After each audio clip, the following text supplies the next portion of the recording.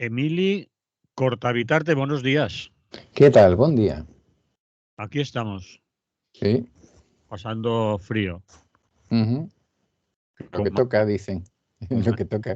Sí, sí, con mantita. con mantita. Bien, vamos a charlar un rato. Ujú. Chantich, hoy, cuando estamos saliendo en antena, cuando nos está escuchando la gente, hace 49 años que murió a Garrote Vil. Ujú. Fue uno de los últimos, ¿no? Que fue condenado a Sí. muerte y se le aplicó el garrote vil. Bueno, eso es una anécdota, pero vamos, o no tan anécdota. Ujú. Vamos a contar lo que pasaba. Yo estaba despistado, es decir, cuando me lo has dicho, digo, ¿por qué? Pues por 49 años que quizás muchos no recuerden, ¿no? Porque no es una fecha tampoco redonda, no son 50 ni 25 ni nada, pero vamos allá. Sí, a ver, yo te lo he propuesto primero porque aquí en Barcelona va a haber algún tipo de actos ese 2 de marzo, este 2 de marzo, y también porque, bueno, para mí, para otra gente de mi generación fue tan impactante el tema que nuestro grupo de afinidad en esa época pasó a llamarse Movimiento 2 de Marzo, ¿no? Mm.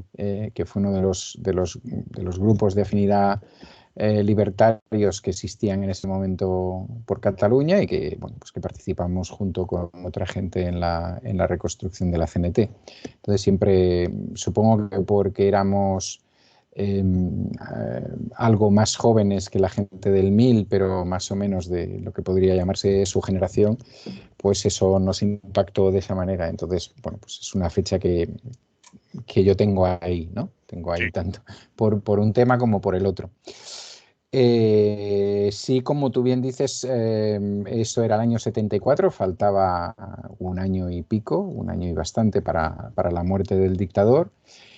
Y Puig tiene no sé, el honor, por decirlo de alguna manera, el honor que seguramente que a él no le gustaría y a nosotros tampoco, de ser uno de los últimos condenados a muerte por Franco y de los que fueron ejecutados a garrote vil, que era un instrumento que se utilizaba desde tiempo inmemorial en España.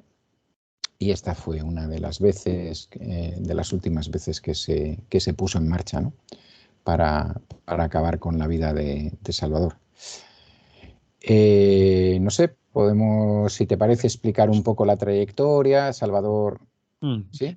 Eso que dices tú, vamos a situarlo Mm, porque nos damos por, bueno, sí. imaginamos que todo el mundo se lo sabe, los de nuestra edad por supuesto, los más jóvenes también, pero puede haber gente que aún no sepa o solo le suene de oídas, o bueno, Puig Antich, sí, sí, me acuerdo, que, pero cuenta un poco. Bueno, él, digamos que es un ejemplo él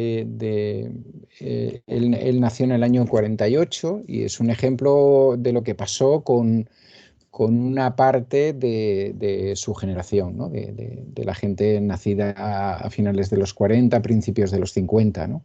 En el sentido de su adquisición de una conciencia fundamentalmente antifranquista y también en segundo plano o en segunda instancia, aunque luego quizás fue la primera, antiautoritaria, ¿no?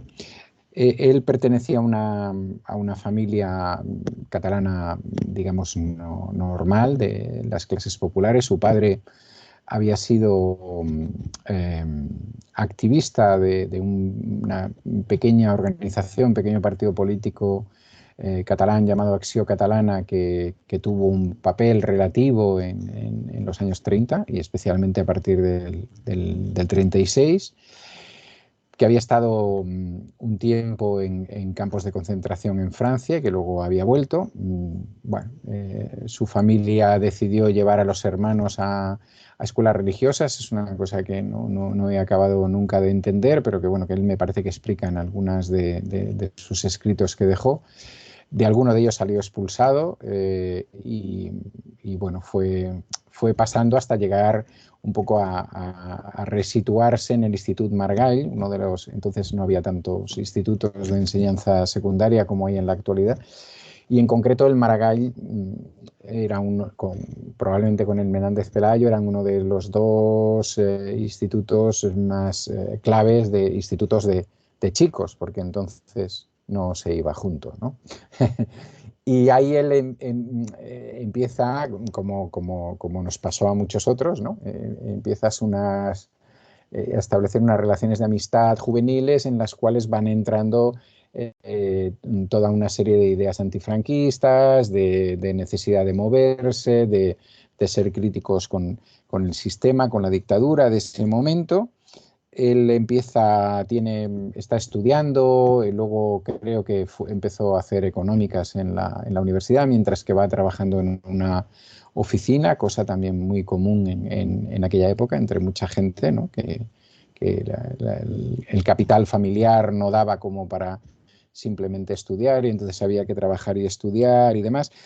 Participa al principio en comisiones de barrio en su barrio y luego bueno, abandona un poco este tipo de tendencia y pasa a posiciones, digamos, más libertarias, pero al mismo tiempo también influenciadas por el Mayo francés, situacionistas, etcétera, ¿no?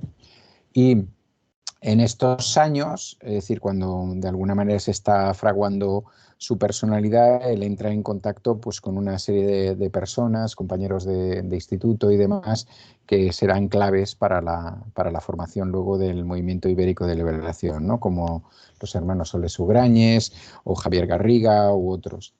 Cuando acaba el servicio militar, pues deciden montar el Movimiento Ibérico de Liberación, que en principio era una organización, digamos, con una doble ramificación, una de intervención más política, por decirlo de alguna manera, y otra muy típico en aquella época, nos parece una cosa realmente alucinante, pero son los años de cantidad de fuerzas armadas, por decir, de la izquierda, pues que hubo en Alemania, como la Baader-Meinhof, que hubo en Italia, como la Brigate Rosse, bueno, que hubo en Euskadi, evidentemente, con ETA y otras muchas, ¿no? Que aparecieron en ese momento. Es decir, una cosa que ahora mismo parece muy alejada del mundo occidental y especialmente de Europa, en ese momento, probablemente también por una influencia de los movimientos de liberación que se estaban produciendo en los países del tercer mundo,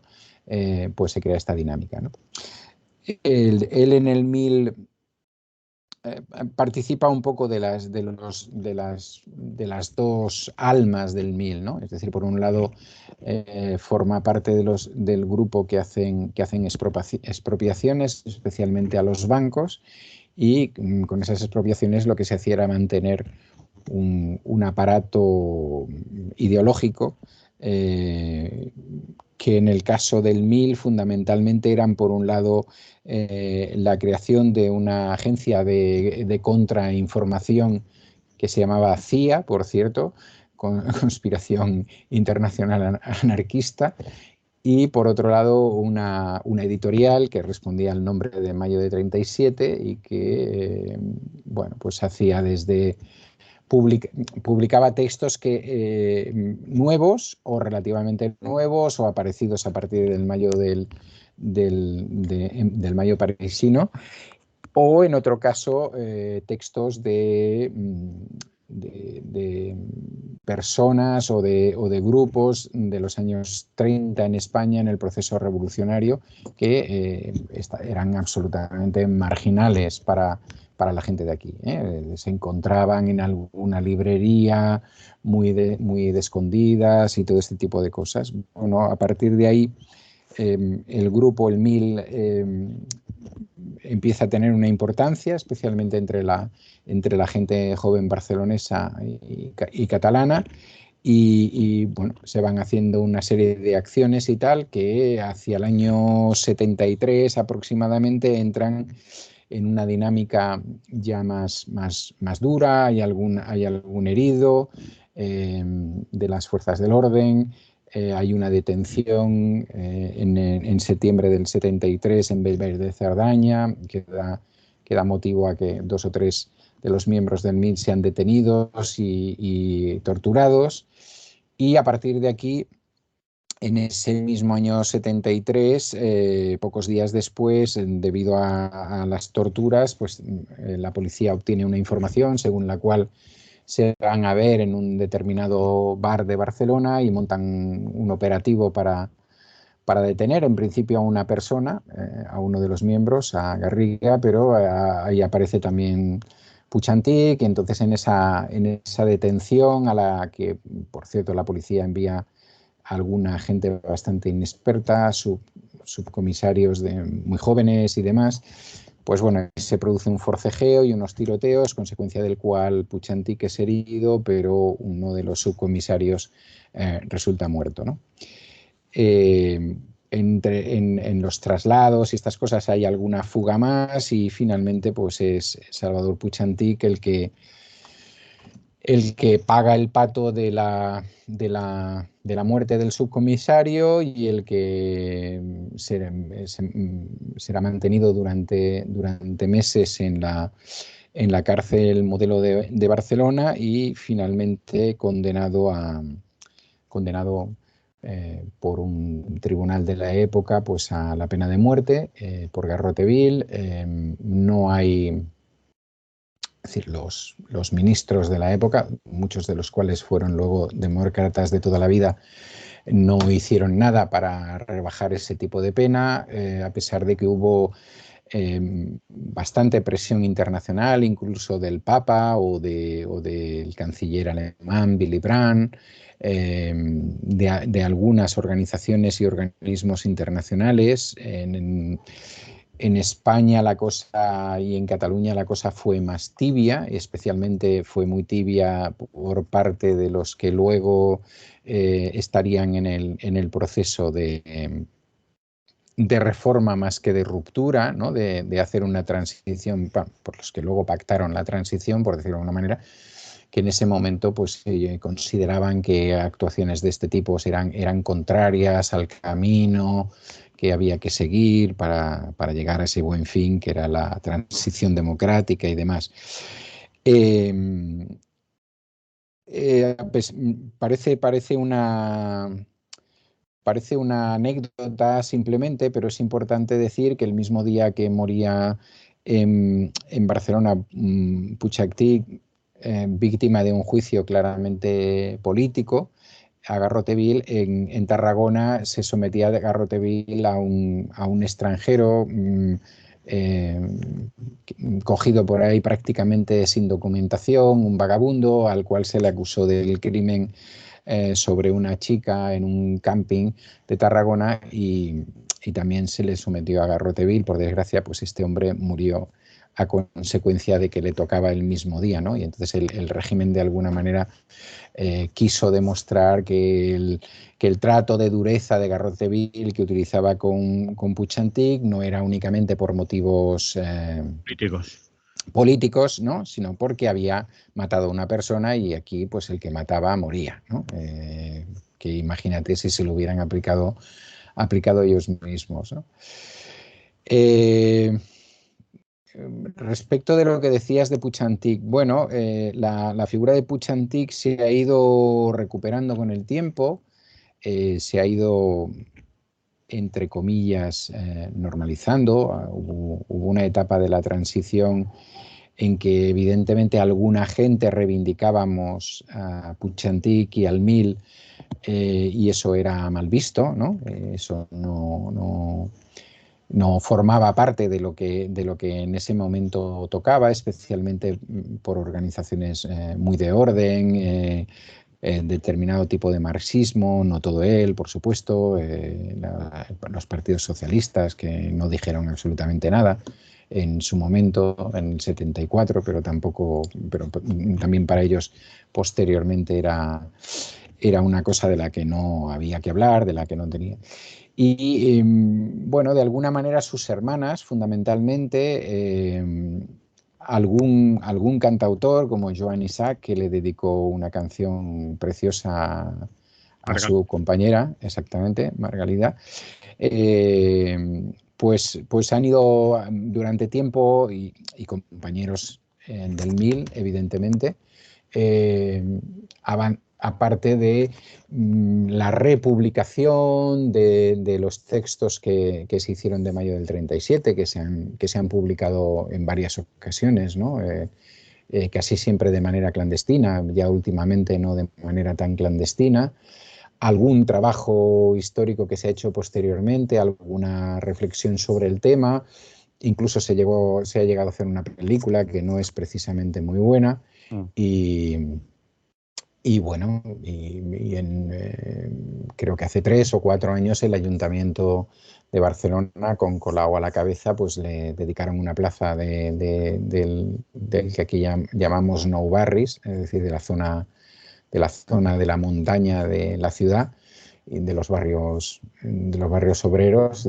Bueno, pues ahí ha habido un determinado reconocimiento del antifranquismo y del antiautoritarismo que representó Puig-Antich y que representó en buena parte el MIL, que todo hay que decirlo, durante ese largo proceso de transición que aún vivimos, era muy complicado de reivindicar, ¿no? Porque las fuerzas de orden, tanto las catalanistas como las fuerzas de orden de izquierda institucional, pues no tenían a bien el reivindicar no únicamente a Puig-Antich porque era la persona muerta, sino a aquel tipo de juventud que para ellos se desvió del camino normal, ¿no? Del camino que había que hacer, que era ese camino de convertirte en un líder universitario, intervenir en la universidad, luego pasarte a la política institucional, esperar el momento en que llegara la transición,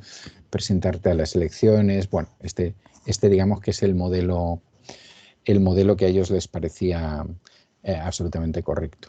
Pero sin embargo, sin la lucha de los otros, de los que no les parecía correcto, nunca hubieran llegado ellos a presentarse a lo mejor, o tardarían más, o sería de otra manera, ¿no?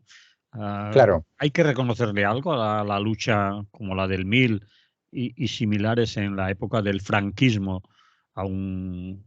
que aún condenaba a muerte, o era también, es decir, ¿se ve fuera de juego todo eso o hay visiones? Bueno, yo creo que tuvieron un papel, ¿eh? Y que yo creo que aplicarle una determinada moralina a esto no tiene mucho sentido, ¿no? Es decir, Desde que hoy también es diferente la visión. efectivamente desde hoy es diferente. Bueno, ellos mismos tuvieron una etapa de reflexión, o sea, el MIL me refiero, y alguna gente abandonó la parte, digamos, más violenta, por decirlo de alguna manera, la parte de las expropiaciones y demás, y se mantuvo en otro plano. Probablemente ya estábamos muy cerca del final del franquismo, aunque en el año 73 no era tan fácil ver eso, parecía, y sobre todo si tenías 20 y tantos años, parecía que eso no se iba a acabar nunca, entre otras cosas porque conocías a tus padres, a tus tíos y demás, que parecía que toda la vida habían vivido en ese sistema, ¿no?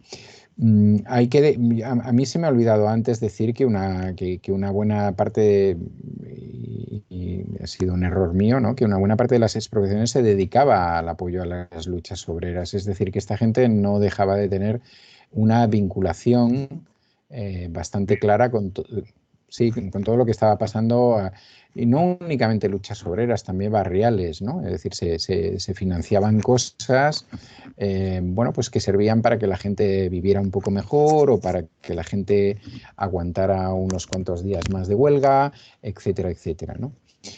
¿Ese era el mejor camino? Pues bueno, ese era un camino tan válido como otros, a pesar de que nos guste más o nos guste menos el hecho de que necesariamente creas una situación de violencia.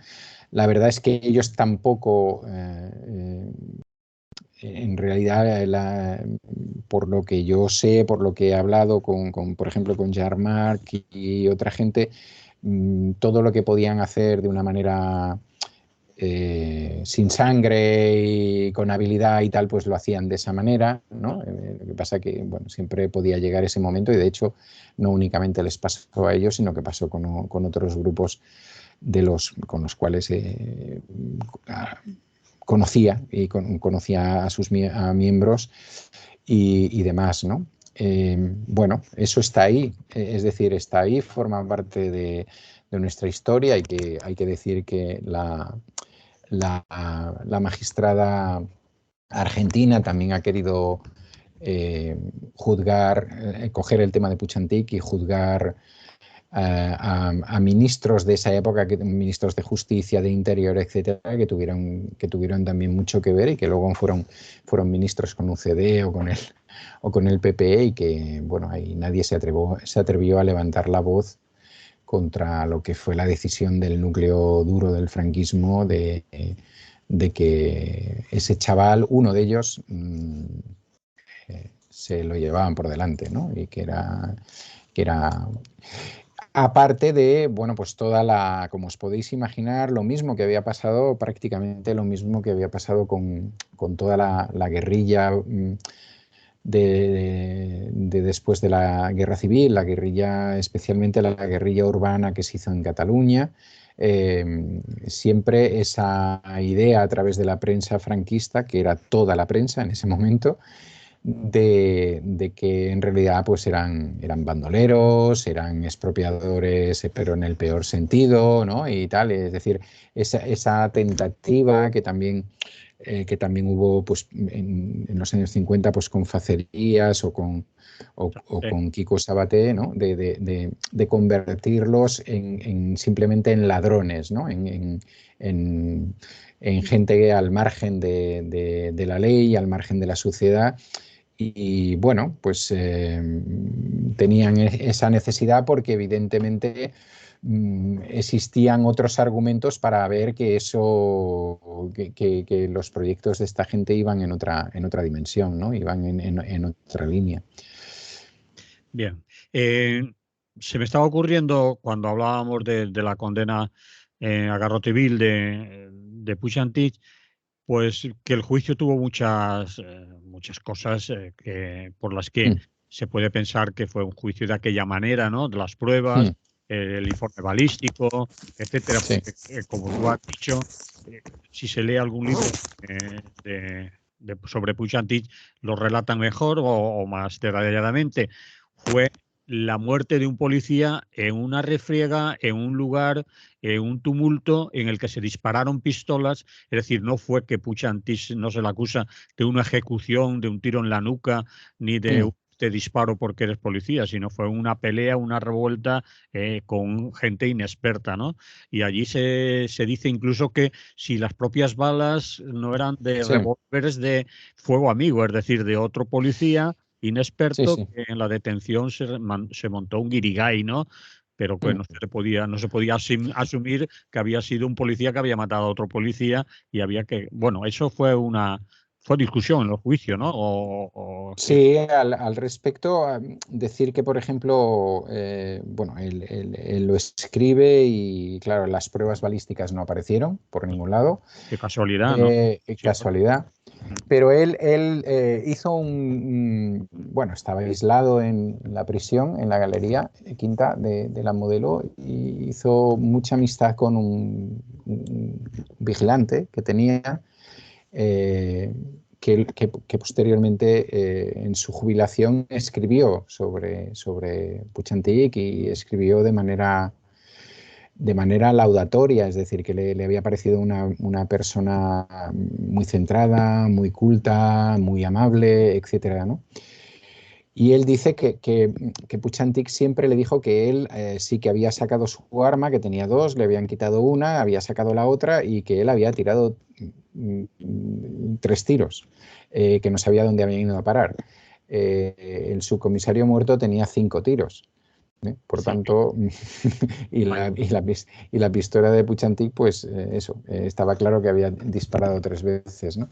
Entonces, pues bueno, esas fueron mi historia y como tú dices, todo el tumulto se produjo. Este era un bar que estaba al lado de la entrada se llamaba El Funicular y estaba al lado de la entrada del ferrocarril de la Generalitat de Cataluña y al producirse la detención, bueno, parece ser que la policía lo que creía es que iba a detener solamente una persona y entonces ahí apareció junto a él Puigdemont, al cual no esperaban, y para que no hubiera movimiento en la calle, los metieron justamente a un portal, ¿no? Con lo cual, una vez en el portal, bueno, pues ahí se lió 5 policías por un lado y 2 miembros del MIL por otro, uno de los cuales el otro desarmado. Supongo que por eso no se lo llevaron también por delante, porque ya les pareció muy exagerado, aunque le hubieran podido pasar una de las pistolas de Puigdemont, pero bueno, parece ser que ahí decidieron que no había. Pero claro, es decir, ahí se produce una pelea a puñetazos, a otras cosas, etcétera, y bueno, con todo lo que eso puede conllevar, ¿no? Y evidentemente, pues el juicio, como todos los juicios de esa época por motivos políticos, no fue en absoluto limpio, ¿eh? Solo faltaría. El Tribunal de Orden Público servía para lo que servía, estaba claro, eran los tribunales ejecutores del franquismo, ¿no? Y bueno, eso ha quedado más que claro y más que demostrado. Y no sé si querías No, ya estaba mirando el próximo tema que íbamos a hablar, porque yo creo que eso a lo mejor añade un poco de datos, porque a lo mejor alguna gente puede pensar, bueno, si le pegó un tiro en la cabeza a un policía, pues No, no, no, no, no fue así, no fue una ejecución en ese sentido, fue una detención y una. una detención y una trifulca, una bronca en un lugar, como tú has dicho, un portal. Yo por lo que he leído. Sí, Ya. sí, no, no. Y eso fue alguno de los motivos por el que hubo también determinada solidaridad del tipo de juicios y cómo se hacían los juicios y cómo se buscaban las pruebas, como las que se tenían no aparecían en el juicio, no había informes balísticos o cosas de esas, ¿no? Bien, Sí, eh, vamos a hablar de patriotas, sí, de gente que a lo mejor muy. lleva pulserita o no, pero que son muy patriotas, son muy españoles. Mm, Ferrovial. Ferrovial, una de las empresas más conocidas en el ramo de la construcción y aledaños en este sí, país, de matriz española, que dicen que se van a Holanda y a Estados Unidos, porque en Holanda tienen más seguridad jurídica, porque en Holanda a lo mejor los impuestos no son como son y por lo tanto se van allá. Y por lo tanto también no pagarán los mismos impuestos en España, aunque ellos dicen que van a ser menos los que dejen de pagar, que seguirán pagando impuestos aquí. ah, Bueno, de momento es la información que tenemos, aunque tú tienes más, porque me has dicho a micrófono cerrado, bueno, que los accionistas se están moviendo y a lo mejor aún no se van, pero el accionariado dicen que mayoritariamente ya es de otros lugares, de fuera de España, no lo sé. sí, A ver, sí, sí.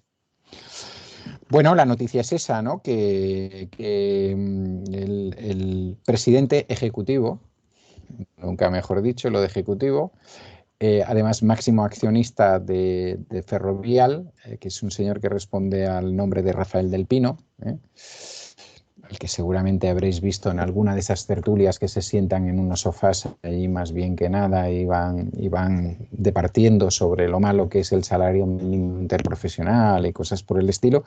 Pues este señor ha comunicado a la Comisión Nacional del Mercado de Valores, pues que, bueno, dos cosas, ¿no? Es decir, por un lado, que Ferrovial se va a fusionar con Ferrovial International, ¿no? Que era, digamos, el nombre de la empresa que tenían trabajando fuera del Estado español. A pesar de que Ferrovial International tiene más del 85% de los activos de la compañía, es decir, que ya teníamos fuera jugando en Ferrovial internacional ese 85%. Tenéis que tener en cuenta que, por ejemplo, que son los propietarios del aeropuerto de Heathrow en Londres, entre otras lindezas, ¿no? Y bellezas y cosas magníficas que tiene esto de la globalización. Bien, la idea es que se fusiona Ferrovial con Ferrovial International, no sabemos cómo se llama al final, supongo que Ferrovial International, y que entonces pues que ellos van a externalizar, digamos, su patriotismo hacia Holanda, ¿no? Hacia los Países Bajos. Es decir, van a poner su sede central en los Países Bajos. ¿Qué pasa en los Países Bajos? Pues en los Países Bajos, que es considerado por algunos organismos de estos internacionales que no pertenecen a nada, a nadie y tal, que son más o menos tipo ONGs o organizaciones de análisis y demás. No está Holanda no está en el nivel de Luxemburgo, ¿no? Que sería el gran ejemplo de dumping social en la Unión Europea o en el territorio europeo, pero Holanda tiene algunas características fiscales bastante interesantes para esta gente, ¿no? Una de sus características fiscales es que en España, si tienes una empresa que trabaja internacionalmente, solo pagas por el 5% de los beneficios, solo por el 5%, el 95% como eres buen patriota que estás trabajando en el extranjero, pues eso no lo cuentan y te cuentan el 5%. Pero en Holanda cuentan el 100%. Pam, ¿no? Es decir, que no pagas por tus beneficios fuera, ¿no? Que esa parece ser que es una de las, bueno, que es la jugada fundamentalmente, según el Banco de Sabadell, que ya ha hecho ahí sus análisis así, pim pam, rápidamente calculan que Ferrovial se puede ahorrar unos 500 millones de euros de pago de impuestos en esta operación. Bueno, no me he querido poner a hacer cuentas de si eso es el 5%, pues cuánto sería el 100%, pero empiezan a salir ceros que te quedas con lo ojiplático, ¿no? A pesar de eso, Ferrovial, para que no pensemos que se van, porque sigue diciendo, y leo textualmente, que su principal fuente de desarrollo de talento seguirá siendo España. Vale, pero de talento. De talento, supongo que lo dicen porque a lo mejor el Rafael del Pino se queda a vivir en España, que tiene más sol que Holanda y tiene más meses de primavera y de verano.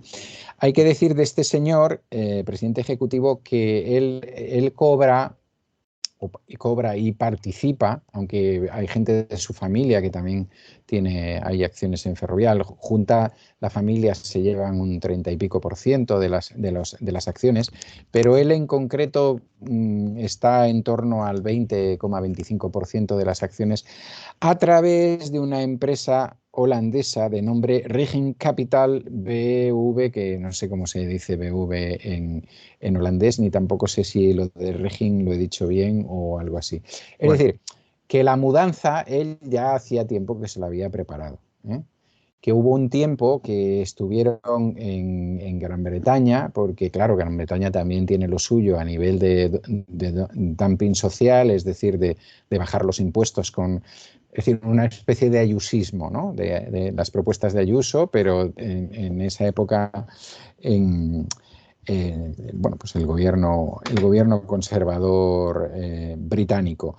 Y cuando hubo todo el tema del Brexit, pues este hombre dijo, uy, a ver, aquí esto me va bien, pero voy a buscar otro sitio que me vaya también más o menos bien, pero que quede dentro de la Unión Europea para que luego yo los negocios. Efectivamente, los negocios. Entonces, hay una frase por aquí que he leído de este hombre que creía que me había apuntado y lo estoy buscando, pero bueno, que si no la encuentro, así, que no quieren perder la doble admisión a negociación. Eso explicado en sencillo quiere decir que no quiero perder que si yo tengo que hacer una propuesta en España, pues somos una empresa española. Y si tengo que hacer una propuesta en Holanda, pues somos una empresa holandesa. Y como somos una empresa española y al mismo tiempo somos una empresa holandesa, somos una empresa europea. Por tanto, si tengo que hacer una propuesta en el marco de la Unión Europea, pues soy una empresa europea, ¿eh? Entonces, pues ahí estamos. O sea, más que bien.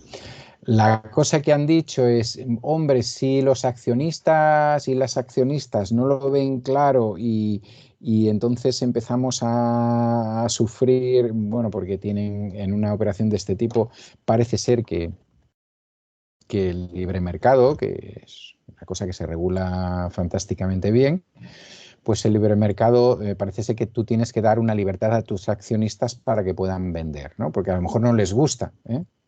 Ahora lo vamos a comprobar. ¿Cuántos accionistas españoles y españolas hay en Ferrovial que deciden ser muy patriotas y que consideran que es mejor tener sus dineros en una empresa española en el sentido que cotiza en España, ¿eh? No española simplemente porque lleve la bandera, no, sino que contribuye.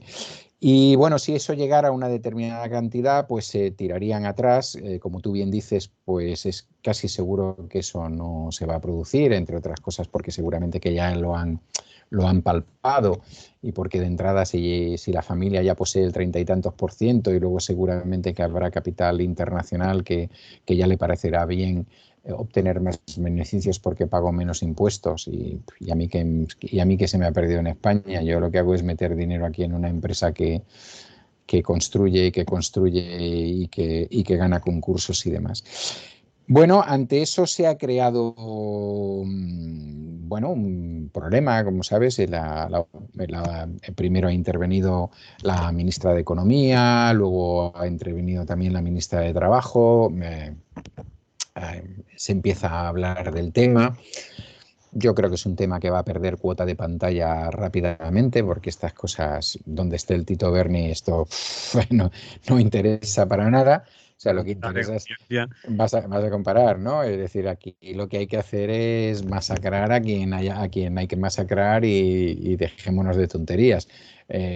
¿Cómo nos vamos a meter con esta gente magnífica que crea trabajo y crea riqueza?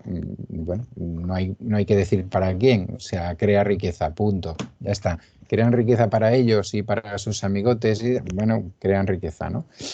Y bueno, es un ejemplo, yo creo que está bien y está bien que lo comentemos, pues porque, bueno, pues es una muestra más de lo que en una economía global, hipercapitalista, neoliberal, ultra neoliberal, etcétera, pues importan este tipo de cosas, ¿no?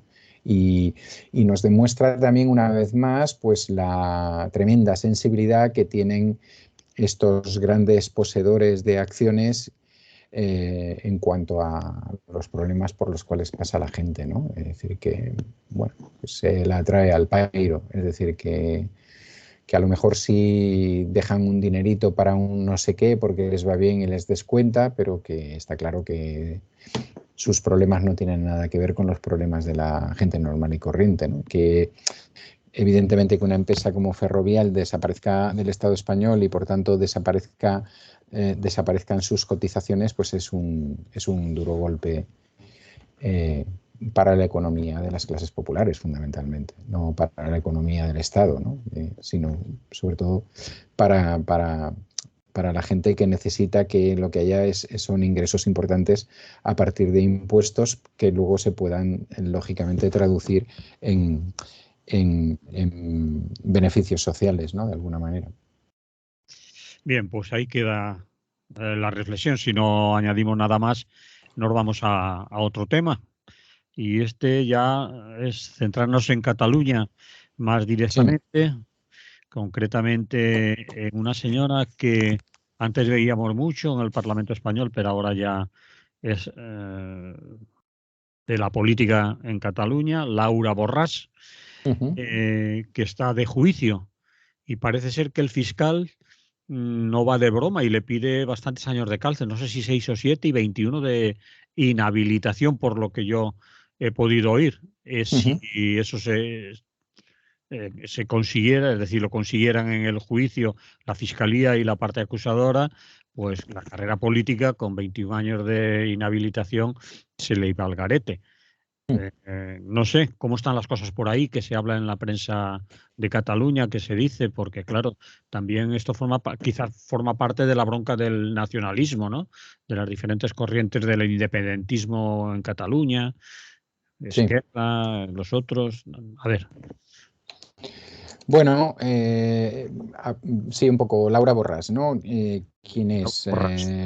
Sí, fue presidenta del Institut de las Llengües Catalanas del marzo del 2013 a febrero del 2017 y es por eso por lo que está, bueno, no porque fuera presidenta, sino porque supuestamente fraccionó más de 400 contratos, pero fundamentalmente hay 18 de esos contratos fraccionados que se han encontrado. La Fiscalía, los fiscales y los jueces del Tribunal Superior de Justicia de Cataluña encuentran fraudulentamente fraccionados, ¿no?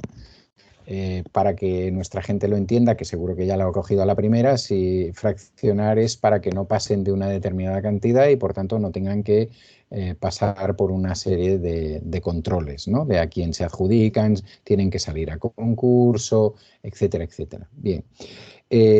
A posteriori, esta mujer, como tú bien has dicho, estuvo en el Parlamento español representando a, a lo que sería Junts per Cat, o lo que luego sería Junts per Cat, luego ha sido presidenta de Juntos por Cataluña, Junts per Cat, y también ha sido presidenta del Parlamento justamente hasta que apareció este tema y al estar inculpada el propio reglamento del Parlamento, a pesar de que ella luchó mucho en contra de este tema y trató de hacerlo ver como un ataque al independentismo, etcétera, etcétera, pues tuvo que abandonarlo. El juicio aquí se sigue más, supongo que en otros lados del país. Las otras dos personas inculpadas, que eran unos técnicos, según ella, uno de ellos un brillante técnico que trabajaba muy bien las webs y demás, y que fue el que se llevó los contratos, han decidido eso que se llama colaborar con la Fiscalía, y por tanto sus penas han sido rebajadas de manera cuantiosa, ¿no? De 21 años a 7 y 8 meses y de, no sé si eran 15 o 16 a 4 años y 3 meses de inhabilitación, más una multa no muy alta de varios miles de euros. En el caso de Laura Borràs, que se ha defendido con uñas y dientes en el juicio, eso sí, contestando únicamente a su abogado y diciendo pues que no hubo ninguna intención de delinquir, que le pareció que era lo mejor que se podía hacer para ir rápida en determinados aspectos del Instituto de las Lletres Catalanas, que estaba como muy abandonado y no sé qué, y que ya tuvo absoluta confianza en su administradora y en este señor que ahora se ha chivado de ella y tal. Y bueno, pues la sentencia no se ha producido aún, pero al final del juicio, antes de la sentencia, pues la Fiscalía ha situado 6 años de prisión, como tú decías, 21 años de inhabilitación, lo cual quiere decir que bueno, puede suponer el final de una carrera política, ¿no? Al margen de la cuestión jurídica, que tiene su enjundia, pues en lo que estamos aquí es ante que Laura Borràs representa el sector más duro de Junts per Cat, ¿no? El sector más irreductible en estos momentos, más crítico con el trabajo de Esquerra Republicana tanto a nivel del Estado español como en el gobierno en Cataluña, que fue ella precisamente alentó el salirse del gobierno, es decir, del govern català, ¿no? El votar que no y el salirse en una operación bastante arriesgada, porque mientras que ella expresó su posición antes de un referéndum que se hizo en el partido, el secretario general, en cambio, decidió mantener silencio porque supuestamente esas eran las reglas, pero ella aprovechó todas las circunstancias que tuvo de entrevistas en la radio, en la televisión, para dar esa imagen, y bueno, se ha caracterizado de alguna manera por ser ese sector duro dentro de un sector claramente burgués, lógicamente, no estamos hablando de otra cosa, pero de ser ese sector duro en cuanto al camino hacia la independencia, que tiene que pasar por nuevamente volver a hacer otro referéndum tipo como el del 17, entonces que ese sea un referéndum definitorio, etcétera, etcétera. Claro, todo eso ha removido de manera convulsa el movimiento independentista. Y hay un detalle muy significativo, que es, como sabéis, y seguramente que, aunque no viváis en Cataluña, en algún momento lo habéis visto por televisión, normalmente cuando se lleva a alguien del movimiento independentista a juicio por cuestiones relacionadas, por ejemplo, con el referéndum del 17, suele haber miles de personas afuera que le acompañan, y entre ellos también pues gentes de otros partidos y de otras militancias. Laura Borràs se ha quedado bastante solita, es decir,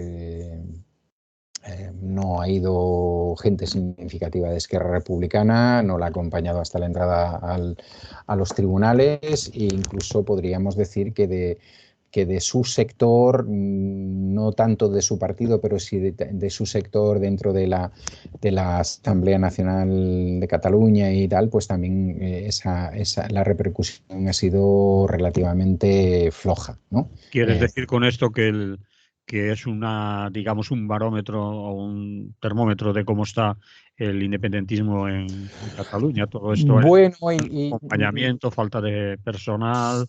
sí, no sé si tanto eso como que su cruzada y la cruzada de su gente amiga, en el sentido de tratar de situar este juicio como un juicio político contra una de las personas del independentismo, no ha tenido, no ha cuajado. No ha cuajado porque, bueno, da la impresión que a lo mejor las acusaciones no son brutales. Probablemente todo lo que hizo el PP en cantidad de cosas es muchísimo más de lo que estamos hablando en estos momentos, y a lo mejor las condenas no han sido tan elevadas en algunos casos. Pero es evidente que hay poca gente en Cataluña que se crea su versión de que ella en realidad pues fraccionó esos contratos para tener mayor agilidad para hacer cosas, porque la institución en la que ella estaba muy anquilosada, y si no se hubiera hecho eso, pues eso hubiera tardado mucho más y tal, ¿no? Esa es la parte No cuela. que no cuela, y en buena medida también muestra cuál es en realidad su actitud, ¿no? Que ha sido así también en política, y es que es una actitud eh, muy muy, vamos a decirlo, muy autoritaria, muy pagada de sí misma, bueno, pues el ejemplo que os he puesto antes, en el momento en que se hacía el referéndum dentro del partido, pues lo lógico sería que ella como presidenta hubiera callado, en todo caso hubiera manifestado su opinión en reuniones internas, etcétera. Y bueno, se hizo una verdadera campaña en todos los medios de Cataluña por la posición, por salirse del gobierno, ¿no? Entonces, bueno, creo que aparte de lo que nos pueda marcar con respecto al independentismo, creo que lo que nos marca es que esa campaña de victimismo de alguna manera no ha sido comprada No ha sido comprada por una parte significativa del movimiento independentista. Y bueno, pues ahí está. Y es un signo más de cómo está el movimiento independentista en estos momentos en Cataluña. Es decir, esto forma parte de un paquete que se ha venido relativamente abajo, parte de lo que era el movimiento independentista hace unos años, y eso que dicen que las encuestas ya no dan tanta gente por la independencia, y que se creció en el referéndum y antes del referéndum y aquellas diadas millonarias de gente en la calle. Es también una prueba de eso, Bueno, existe división de gente desencantada, ¿o no? claro, está claro, ¿no? Es evidente que después de lo del 17, del referéndum, y quizás la torpeza del PP en la represión mantuvo todavía mucho más el movimiento, pero, claro, esto no es, digamos, no es un problema únicamente de represión, es que estamos hablando de una gente que quiere jugar a políticos profesionales, institucionales, al estilo de cualquier territorio europeo. Y evidentemente una de las cosas que el independentismo, desde mi punto de vista, si ese independentismo que quiere jugar a eso se tiene que plantear, es que le van a decir las instituciones europeas. Y yo creo que ahí se quedaron muy, muy, muy solos, o muy solas, y siguen estando ahí. Entonces, ¿Qué quieres decir? ¿Que ellos pensaban que en Europa iban a ser apoyados sin ningún problema y les iban a upar? no lo sé si lo pensaban, lo vendieron. Mm. De alguna manera vendieron esa imagen de que si en un momento dado se podía producir un referéndum en el que hubiera una determinada mayoría, pues serían bien acogidos en marcos europeos, en marcos internacionales y tal. Pero evidentemente esa es una cuestión, si se juega a eso, que Mm. yo creo que puede haber otros modelos independentistas, ¿no? Pero si se juega a eso, es decir, a ser un Estado de la Unión Europea y por tanto de la OTAN y todas estas cosas, pues evidentemente ahí tienes un grave problema.